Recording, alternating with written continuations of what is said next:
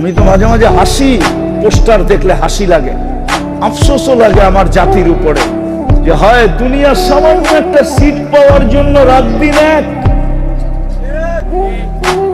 সামান্য একটা পদ পাওয়ার জন্য রাত দিন এক, এর 100 ভাগের 1 ভাগও যদি জান্নাত পাওয়ার জন্য দৌড়াইতো, তাহলে মনে হয় মনার আগেই জান্নাত চোখে দেখা তারপরে দুনিয়ার থেকে যাইত।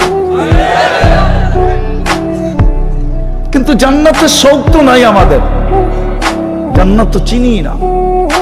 এই জন্য একটু দেখাইতেছিলাম, সবচেয়ে ছোট রাজত্ব এই দুনিয়ার 10 গুণ সমান। জান্নাতের সমস্ত ফার্নিচার হবে সোনা রূপা দিয়া, সমস্ত প্রসাধনী হবে সোনা রূপা দিয়া, আসবাবপত্র, কেননা জান্নাতে কাঠের কোনো গাছ নাই। জান্নাতে 8 ধরনের গাছ থাকবে, 8 ধরনের, সোনা নাইলে রূপা, নাইলে জবরজুদ, নাইলে জমররুদ, নাইলে ইয়াকুত, নাইলে মারজান, নাইলে মুক্তা, নাইলে হীরা।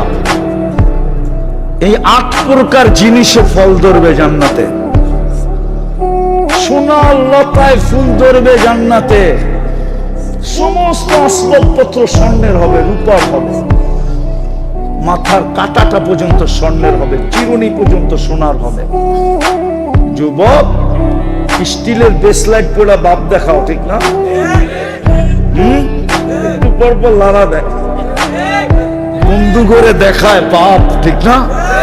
আল্লাহ জান্নাতে এই থেকে এই পর্যন্ত সোনার বেসলাইট পড়াবে, সকালে পড়াবে, বিকালে চেঞ্জ, বিকালে পড়াবে, সকালে চেঞ্জ, চিরজীবন এরকম চেঞ্জ হইতে থাকবে।